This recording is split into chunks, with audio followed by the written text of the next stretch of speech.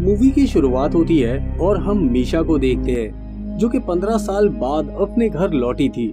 मीशा को लेने उसका नौकर आया था जो कि बचपन में उसकी देखभाल किया करता था। मीशा को रुक्मणी नाम की एक औरत भी वेलकम करती है। रुक्मणी मीशा के पिता की दूसरी औरत थी। इन दोनों की बातों से हम जान पाते हैं कि रुक्मणी मीशा के घर एक नौकरानी के तौर पर काम करती थी। तभी उसके पिता का चक्कर रुक्मणी के साथ शुरू हो गया, जिससे गुस्सा होकर मीशा और उसकी माँ घर छोड़कर चले जाते हैं। तभी रास्ते में उनका एक्सीडेंट हो जाता है जिसमें मीशा की माँ की मौत हो जाती है और उसी वक्त से मीशा व्हील चेयर पर है और इन सारी चीजों के लिए वो रुक्मणी को ही जिम्मेदार मानती है। मीशा अपने पिता को दाता कहकर पुकारती थी। वो रुक्मणी से पूछती है कि उसके दाता कहाँ हैं, जिस पर रुक्मणी जवाब देती है कि वो काम से बाहर गए हैं और 2-4 रोज के बाद ही लौटेंगे। लेकिन मीशा को रुक्मणी की बातों पर शक होता है क्योंकि उसके पिता ने उसे चिट्ठी लिखी थी और जब मीशा अपने घर वापस आई है तो उसके पिता उसे बिना मिले चले गए हैं। इसके बाद हम मीशा को उसके रूम में देखते हैं जहां वो अपने बचपन में बनाई गई हुई ड्राइंग्स को देखती है। तभी उसे अजीब सा हेलुसिनेशन होने लगता है जिससे वो बहुत घबरा जाती है। इसके बाद वो अपने डैड को कॉल लगाने की कोशिश करती है। तभी उसके डोर पर कोई लॉक करता है और जब वो गेट को खोलकर बाहर देखती है तब वहाँ पर कोई भी मौजूद नहीं था। इस बात पर मीशा ध्यान नहीं देती और वो गेट को लॉक करके वापस आ जाती है। फिर हम देखते हैं कि उसे फिर से नॉक करने की आवाज आती है। इसके बाद वो आवाज को फॉलो करती है तो उसे सामने की तरफ एक मैजिशियन की परछाई दिखाई देती है। मीशा को लगता है कि ये उसके डैड है क्योंकि उसके बचपन में वो ऐसा ही मैजिशियन का ड्रेस पहनकर उसे मैजिक दिखाया करते थे। उसके बाद वो परछाई को देखकर वो दादा कहकर पुकारती है, लेकिन वो परछाई अचानक से गायब हो जाती है। फिर वो दूसरी तरफ वही परछाई दिखाई देती है और जब वो उस परछाई की तरफ जाती है और पर्दा हटाकर देखने की कोशिश करती है तो वो देखती है कि वहाँ पर एक पुतला खड़ा है और तभी उसे सामने से कुछ आवाज सुनाई देती है और वो जैसे ही पीछे देखने की तरफ मुड़ती है उस पुतले का गुब्बारा फूट जाता है, जिसकी आवाज से मीशा घबरा जाती है और सीढ़ियों से नीचे गिर जाती है। जब उसे होश आता है तो वो अपने बेड पर होती है। वो सबको बताती है कि उसने अपने दाता को देखा है, लेकिन कोई भी उसकी बात पर विश्वास नहीं करता। वो कहते हैं कि अगर तुमने उसे देखा है तो वो कहाँ है। अगले सीन में हम देखते हैं कि मीशा अपने एक सर्वेंट से अपने पिता के बारे में पूछती है, जिस पर वो औरत मीशा को बोलती है कि राजा रतन का सब कुछ कपिल संभालते हैं, तो इस बारे में तुम्हें कपिल से ही पता चल सकता है। कपिल एक अनाथ बच्चा था जिसे राजा रतन ने पाल पोस कर बड़ा किया था। इसके बाद हम देखते हैं रुक्मणी निशा को शूटिंग वाली जगह पर लेकर जाती है ताकि उसका थोड़ा सा मन बहल सके, जहाँ पर वो उसे एसपी अर्जुन और राणा से मिलवाती है। राणा मीशा का दूर का कजन था। गेम स्टार्ट होता है। एक तरफ राणा और राजा रतन की तरफ से कपिल खेलने वाला था। कपिल बहुत आसानी से राणा को हरा देता है, जिससे राणा गुस्सा होकर बहुत चालाकी से कपिल की बंदूक में एक कंकर डाल देता है। जिसके बाद कपिल का ट्रिगर दबता है तो फायर बैक होता है, जिससे उसके हाथ में चोट लग जाती है। अगले सीन में हम देखते हैं कपिल अपने हाथों में पट्टी कर रहा होता है। तभी उसके पास मीशा आती है और वो उससे अपने पिता के बारे में पूछती है, जिस पर कपिल उससे कहता है कि अभी वो कुछ प्रॉपर्टी के सिलसिले में कोर्ट गया था, अभी हाल ही में वो लौटा है, तो उसे राजा साहब के बारे में कुछ भी नहीं पता। अभी इसके बाद मीशा कपिल से पूछती है कि क्या दाता और रुक्मणी के बीच में सब कुछ ठीक है, जिस पर कपिल कहता है कि मैं राजा साहब के बहुत करीब होकर उनकी पर्सनल जिंदगी से बहुत दूर हूँ, तो मैं आपके इस सवाल पर आपका कोई भी जवाब नहीं दे सकता। एक रात फिर से मीशा को पियानो की आवाज सुनाई देती है। वो उस आवाज को फॉलो करते हुए उस कमरे में पहुंचती है जहां प्रोजेक्टर पर उसे अपने बचपन की कुछ वीडियो प्ले होती हुई नजर आती है, जहां उसके डैड उसकी तरफ हाथ बढ़ा रहे थे। मीशा बहुत ही इमोशनल हो जाती है और वो भी उनकी तरफ हाथ बढ़ा रही थी। तभी हम देखते हैं कि प्रोजेक्टर का पर्दा फटता है और सच में कोई हाथ बाहर निकलता है और मीशा के हाथ को पकड़ लेता है। मीशा बहुत घबरा जाती है और जोर से चिल्लाती है। अगले सीन में हम देखते हैं कि मीशा अपने घर वालों को उस इंसिडेंट के बारे में बता रही थी, जिसके बाद उसके घर वाले पूरे पैलेस में छान मारते हैं, लेकिन वहाँ पर कुछ भी नहीं होता और उस प्रोजेक्टर का पर्दा भी सही सलामत होता है, जिस वजह से कोई भी उसकी बात का भरोसा नहीं कर रहा था। अब इससे निशा बहुत परेशान हो गई थी, जिस वजह से रुक्मणी उसे मंदिर के अंदर लेकर जाती है, जहाँ उसे काले कपड़े में एक अंधी औरत नजर आती है। वो मीशा से कहती है कि तुम्हारे पिता मर चुके हैं और उनकी आत्मा तुमसे कुछ कहना चाहती है। इससे पहले मीशा कुछ कह पाती तभी वहाँ रुक्मणी आ जाती है, उस औरत को वहाँ से भगा देती है अब घर आके मीशा मंदिर वाला इंसिडेंट कपिल को बताती है और उस अंधी औरत को घर बुलाने को कहती है। अब वो औरत मीशा के पिता की आत्मा को बुलाने की कोशिश करती है, पर इससे पहले कि वो अपने रिचुअल को पूरा करती, वहाँ पर रुक्मणी आ जाती है और वो उसे भगा देती है। वो औरत जाते जाते मीशा को कहती है कि 12 बजे तुम्हारे पिता की आत्मा तुम्हें जवाब देगी, तुम तैयार रहना। अब 12 बजता है। मीशा को गाड़ी के हॉर्न की आवाज सुनाई देती है। मीशा को लगता है कि उसके पिता की आत्मा उसे कुछ इशारा कर रही है। अब वो उस आवाज को फॉलो करते हुए उस गाड़ी तक पहुंच जाती है, जहां हम देखते हैं कि गाड़ी के भी हॉर्न बजने लगते हैं। तभी एक गाड़ी की लाइट जलती हुई दिखाई देती है। मीशा जब उस गाड़ी के पास जाती है तो उस गाड़ी के अंदर उसे अपने पिता की बॉडी नजर आती है। मीशा बहुत घबरा जाती है और चिल्लाकर सबको मदद के लिए बुलाती है, लेकिन कोई भी उसकी आवाज नहीं सुनता। जिसके बाद हम देखते हैं कि मीशा अपने घर वालों को बुला कर लाती है और जब वो लोग गाड़ी को चेक करते हैं तो उसके अंदर कुछ भी नहीं होता।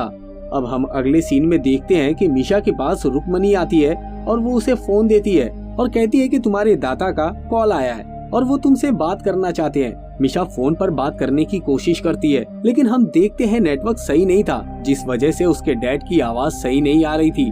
इससे पहले निशा कुछ बोल पाती, कॉल कट जाता है। इसके बाद कपिल मीशा से कहता है कि अब तो परेशान होना बंद कर दो, तुम्हारे डैड से तुम्हारी बात हो चुकी है। जिस पर मीशा कहती है कि मुझे पहले लगा था फोन पर दाता है, लेकिन शायद वो नहीं थे, कोई उनकी आवाज में बात कर रहा था, जरूर ये रुक्मणी का कोई प्लान था। इस पर कपिल कहता है कि रुक्मणी ऐसा क्यों करेगी, और अगले सीन में हम उसे एक पार्टी में देखते हैं। यहाँ पर राणा और रुक्मणी को करीब देखकर मीशा कपिल से पूछती है, इन्हें देखकर तुम्हें नहीं लगता कि इन दोनों का कुछ चल रहा है? जिस पर कपिल कहता है कि रुक्मणी राणा को पसंद नहीं करती है, लेकिन हाँ, पूरे शहर में ये बात फैली है कि एसपी अर्जुन रुक्मणी को पसंद करता है और इसी वजह से उसने आज तक शादी नहीं किया। वो लोग रुक्मणी और राणा को अकेले में जाते हुए देखते हैं। इसके बाद कपिल और मीशा उनका पीछा करते हैं, जहाँ वो दोनों किसी डील के बारे में बात कर रहे थे।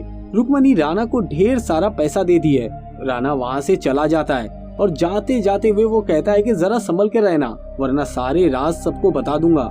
इसके बाद कपिल और मीशा राणा की गाड़ी का पीछा करते हैं। राणा कुछ लोगों को पैसे देता है और वो लोग उसको खूब मारते हैं। इसके बाद वो दोनों राणा के पास जाते हैं, जहाँ वो दोनों बताते हैं कि हमें तुम्हारी डील के बारे में पता चल गया है। जिस पर राणा कहता है कि तुम्हें कुछ नहीं मालूम, वो डील मैंने राजा रतन से की थी और मैं उनके महल को होटल बनाना चाहता था। इसके लिए मैंने 50 करोड़ के लोन भी लिए हैं, लेकिन राजा रतन अचानक से गायब हो गए हैं। मीशा को लगता है कि वो दोनों को बेवकूफ बना रहा है। उसके बाद राणा उसे बताता है कि ये सब कुछ सच है। वो रुक्मणी का भी एक राज खोलता है। वो कहता है कि वो प्रेग्नेंट है और वो बच्चा राजा रतन का नहीं है। फिर हम रुक्मणी को देखते हैं जो पुल में नहा रही होती है और उसे अजीब अजीब सा हेलिसिनेशन होने लगता है कि उसने खुद को ही मार लिया है। इधर हम देखते हैं कि राणा को किसी ने मार दिया है, शायद ये रुक्मणी ने कराया है, लेकिन ये शख्स कौन था हमें इसका चेहरा नहीं दिखाया गया। अगले सीन में हम मीशा को देखते हैं जो राजा रतन के कुत्ते को देख रही थी। वो कुत्ता उनका बहुत वफादार था। अब मीशा उनके कोट के एक बटन को लेकर कुत्ते के पास जाती है और उसकी बू को सूंघकर वो एक पुल के पास जाता है। मीशा अपने एक नौकर को कहती है कि आप उस पुल के अंदर जाकर चेक करिए। उसके बाद वो कपिल को फोन लगाती है और उसे ऐसा लग रहा था कि उसे अपने पिता की डेड बॉडी मिल चुकी है। इधर हम देखते हैं कि उस नौकर को पत्थर में एक जंजीर बंधी हुई मिलती है। वो जैसे ही उसे खोलता है एक लाश ऊपर आ जाती है, यानी कि किसी ने उसे उस जंजीर से बांधकर छुपाया था। उस लाश को देखकर मीशा बहुत घबरा जाती है, क्योंकि वो किसी और की नहीं उसके डैड की लाश होती है। तभी हम देखते हैं कोई मीशा पर हमला करता है और जब उसकी आंख खुलती है तो अपने आप को एक गाड़ी के अंदर पाती है। सामने वाले ड्राइवर की सीट पर वो नौकर बैठा हुआ था जिसको किसी ने मार दिया था। उसके बाद उस गाड़ी को कोई धक्का देते हुए पानी में गिरा रहा था। पीछे देखती है तो ये कोई और नहीं कपिल था, यानी कि ये सारा खेल कपिल का था। कपिल गाड़ी को धक्का देकर पानी में गिरा देता है, जिसके बाद हमें एक फ्लैशबैक सीन दिखाया जाता है जहाँ हम देखते हैं कि ये सारा का सारा प्लान कपिल का था। उसी ने मीशा को चिट्ठी लिखा था और प्रोजेक्टर और पियानो सब उसी के प्लान का हिस्सा था और उस तांत्रिक को भी कपिल ने खरीद लिया था और ये सब कुछ मीशा की प्रॉपर्टी के लिए था। तभी हमें एक और फ्लैशबैक सीन दिखाया जाता है जहाँ हम देखते हैं रुक्मणी और कपिल के बीच में भी अफेयर चल रहा था और एक दिन जब वो मेकआउट कर रहे थे तभी राजा रतन उन दोनों को देख लेते हैं और ये सब चीज से बचने के लिए कपिल राजा रतन को मार देता है। अब सीन प्रेजेंट में आता है जहाँ हम देखते हैं रुक्मणी बहुत घबराई होती है, जहाँ उसे लगता है कि राजा रतन की आत्मा आसपास है। तभी उसे कपिल का कॉल आता है जहाँ वो बताता है कि पुलिस को वो गाड़ी मिल गई है, लेकिन अभी तक उन्हें सिर्फ एक ही लाश मिली है और जल्दी ही उन्हें दूसरी लाश भी मिल जाएगी। अब रुक्मणी बहुत ज्यादा डर जाती है कि कहीं वो लोग पकड़े ना जाएं। तभी वो देखती है कि मीशा व्हील चेयर पर उसके घर में आ रही थी और जब वो बाहर जाती है तो उसे वो डॉक्टर नजर आता है। वो डॉक्टर को बताती है कि मीशा की मौत हो चुकी है, लेकिन डॉक्टर उसे कहता है कि एक ही आदमी 2 बार कैसे मर सकता है। डॉक्टर उसे कहता है कि मैं आज ही मुंबई में वापस लौटा हूँ, तभी मुझे पता चला है कि 2 दिन पहले ही मीशा ने खुदकुशी कर ली है। यानी कि इतने दिन से जो लड़की साथ में थी वो कौन थी? वहीं रुक्मणी को महल के अंदर व्हील चेयर पर मीशा दिखती है। वो बहुत ज्यादा घबरा जाती है कि अगर मीशा की मौत हो चुकी है तो व्हील चेयर पर ये कौन है, और वो उसके पास जाती है। फिर हम देखते हैं कि वो लड़की व्हील चेयर पर से खड़ी हो जाती है और कहती है कि मैं मीशा नहीं फातिमा हूँ। फातिमा मीशा की बचपन की दोस्त थी जिसे राजा रतन ने पाल पोस कर बड़ा किया था। फातिमा कहती है कि अभी कुछ साल पहले ही मैं मीशा से मिली थी, उसने अपनी सारी कहानी बताई। मैंने उसके दुख को कम करने में मदद किया और उसे समझाया कि वो अपने पापा से मिले, और बहुत समझाने के बाद मान गई। उसने राजा रतन को कॉल भी किया और वो दोनों एक दूसरे से मिलने के लिए राजी हो गए। लेकिन जिस दिन वो लोग मिलने वाले थे, मीशा बहुत देर तक उनका इंतजार कर रही थी, लेकिन वो नहीं आए। उसने बहुत सारे कॉल भी किए, लेकिन उनका कोई जवाब नहीं आया। मीशा को लगता था कि उसके डैड उससे प्यार नहीं करते और गुस्से में आकर वो पानी में जान दे देती है। ये सब सुनने के बाद रुक्मणी को अपनी गलती का बहुत पछतावा होता है। तभी हम देखते हैं कि कोई उस डॉक्टर को शूट कर देता है और ये कोई और नहीं बल्कि कपिल होता है। अब मीशा वहाँ से भागने की कोशिश करती है, लेकिन कपिल उस पर हमला कर देता है। अब यहाँ पर रुक्मणी कपिल को बहुत समझाने की कोशिश करती है कि प्लीज उसे कुछ मत करो, लेकिन कपिल उसकी कोई भी बात नहीं सुनता और उनकी हाथापाई में एक गोली रुक्मणी को लग जाती है और पानी में गिरकर उसकी मौत हो जाती है। इधर मीशा वहाँ से भाग जाती है। कपिल उसका पीछा करता है। मीशा को वहाँ पर एक बंदूक मिलती है और वो उसे गन पॉइंट पर ले लेती है। कपिल उसकी ओर बढ़ता है। मीशा कहती है कि मेरे करीब मत आना वरना मैं तुम्हें गोली मार दूंगी, लेकिन कपिल उससे कहता है कि मैं आज तुमको एक कहानी सुनाता हूँ। 20 साल का एक लड़का राजा का एक कीमती सूट पहनने की जुर्रत करता है तो जानती हो राजा ने क्या किया? उसने उसके कपड़े उतरवा दिए और उसे नंगा करके बेइज्जत किया और उसे कहता है कि तुम्हारी औकात सूट के धागे के बराबर भी नहीं है। तो मैं समझ गया वो उसकी नेकी नहीं, वो उसकी भीख थी। और बातों बातों में वो मीशा से बंदूक छीन लेता है और ट्रिगर दबा देता है। तब हम देखते हैं फायरबैक होने के कारण गोली कपिल के गले में ही लग जाती है और वहीं पर उसकी मौत हो जाती है। यानी कि जिस तरह राणा ने कपिल की बंदूक में कंकड़ डाल दिया था, वही तरीका फातिमा ने किया था और इस तरह कपिल की मौत हो जाती है और फातिमा बचकर बाहर निकल जाती है। अगले सीन में हम देखते हैं फातिमा बहुत सारे अनाथ बच्चों को उस महल में लेकर आती है। आज से वो महल उन बच्चों का रहेगा और इसी के साथ ये मूवी यहीं पर खत्म हो जाती है। अगर आपको हमारा ये वीडियो पसंद आए तो वीडियो को लाइक, चैनल को सब्सक्राइब और हाँ, बेल आइकॉन के बटन को दबाना ना भूलें।